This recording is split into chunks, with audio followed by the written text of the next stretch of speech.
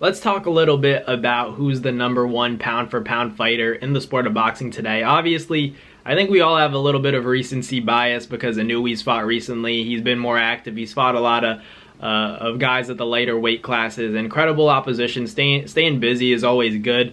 He deserves respect for that, but I just can't put him above Terence Crawford. I don't know what it is. It could just be the fact that in my book, that Errol Spence win is it carries so much weight because it was that mega fight for 4 to 5 years that boxing fans had been waiting on. We've been allowing it to marinate, and everyone was sinking their teeth into that fight. And then ultimately it went down, and it was so one-sided that maybe we're mesmerized by that Terence Crawford performance and how easily he made it, how easily he dismantled, and how easy he made that performance look against Errol Spence Jr. Maybe that's why I still have Crawford over Inoue. And Inoue, yeah, he got dropped, but he came back against Luis Neri and another former world champion. So why isn't he on that same level? It's not about the fact that, you know, Inoue got dropped. It's more so that I can't look past that Errol Spence win that easily. I feel like, you know, you have to beat a pound for pound fighter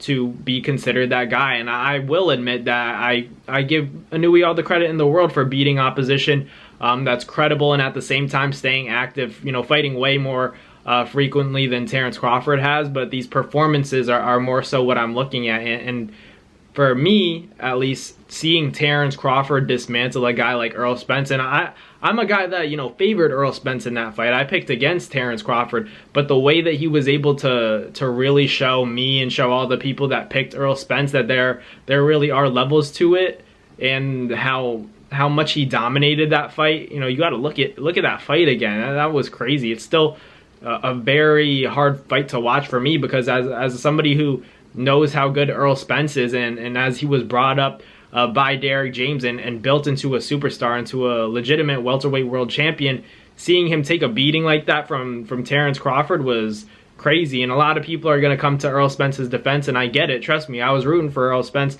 and people are going to say, oh, what about the detached retina? What about the 2 car accidents, being ejected from his vehicle?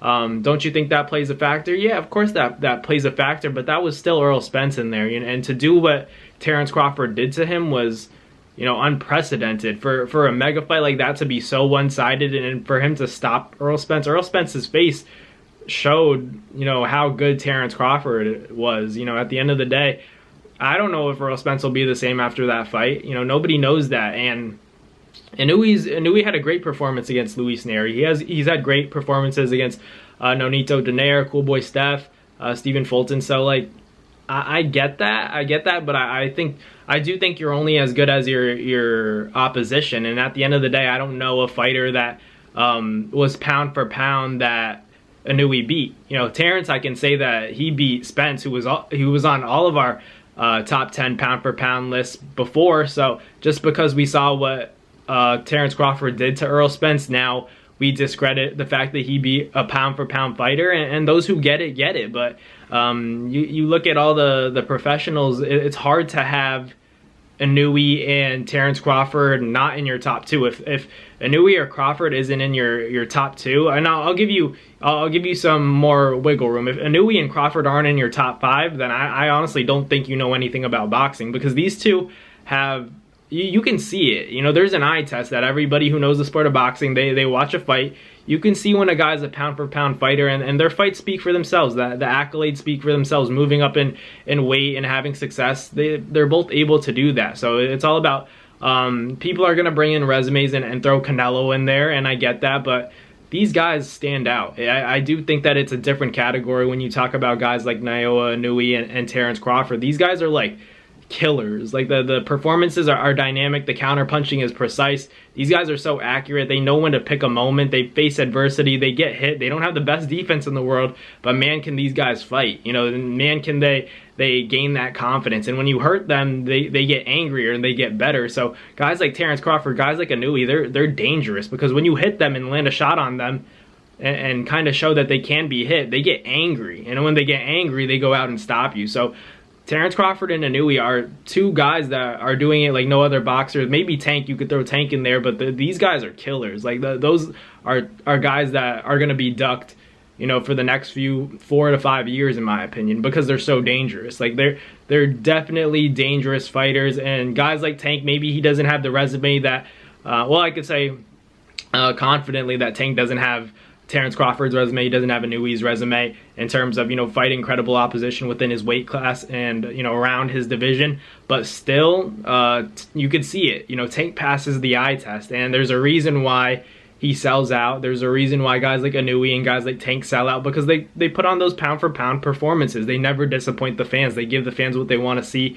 and they beat the best opposition out there. And you could argue, you know, Tank hasn't done that, but I think that, you know, within this next 2 years, he's gonna have a big chance to really show everybody, because I do think that he's the real deal for sure. There's no doubt in my mind that Tank's gonna go down as a pound-for-pound best fighter in the world within the next year or so. So when it comes to the guys at 35 to 40, it's hard for me to pick against Tank, because you got to think about all the boxing, everything like that. A lot of these guys have styles that are slick, and they're you know, on the back foot, but they don't have the power to keep you off. And against big punchers, that doesn't work. Imagine Tank, who can kind of do it all. He can box if he needs to, but he can crack. So he's one of the few fighters that is elite, because he's well-rounded. That's what makes it such a dangerous fight for him. And at the same time, like going back to Inoue and Terence Crawford, those are guys that can box, but they also have the power. So that just goes to show, you know, when it comes to pound for pound, I can't really put a lot of guys without power in there. You know, like I think Floyd Mayweather and is one of those guys that, you know, he has that exception. He's had that exception when he was active as a professional, because he was different. You know, everybody says that Floyd didn't have power. Pretty Boy Floyd was getting guys out of there. But when it came to Money May, you know, obviously he was more about getting the job done. He always said, I only need to win 7 rounds and then I can cruise for the rest. And you know, Floyd Mayweather is one of those exceptions, but other than that, you really do have to have some pop to gain the respect of a lot of fighters. That's why you see your favorite boxer dropping left and right, because they can't gain that respect the same way that guys like Tank can, the same way that guys like Inoue can, and Terence Crawford.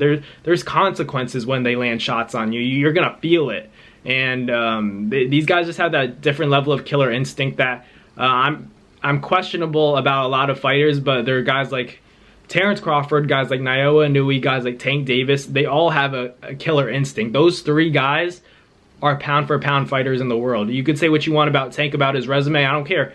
Tank's a top 3 pound-for-pound fighter in the world right now, and he's dangerous. And within this year, he's going to show exactly why he's selling all these tickets, why everyone has him as the baby Mike Tyson. He doesn't even like being called that, because he thinks that Mike Tyson's one-dimensional, and Tank is dynamic. So we'll see what happens. Gervonta, Tank Davis, Naoya, Inoue, and Terence Crawford are all my top 3 pound-for-pound, but right now, just because of the resumes, I gotta have it. Terence Crawford, number 1, Inoue, number 2, and then I got Tank number 3 at my pound-for-pound list right now. So let me know in the comments what you guys think about the pound-for-pound rankings. Who you guys got number 1? I got, you know, like I said, Crawford, and then it goes Inoue, and then I got Gervonta, Tank Davis. But let me know in the comments who you guys got. Thank you guys for watching. Like, comment, and subscribe. Thank you guys for the constant support on this channel. It's Matt Nabong with NazFight Media, and I'll catch you guys on the next video.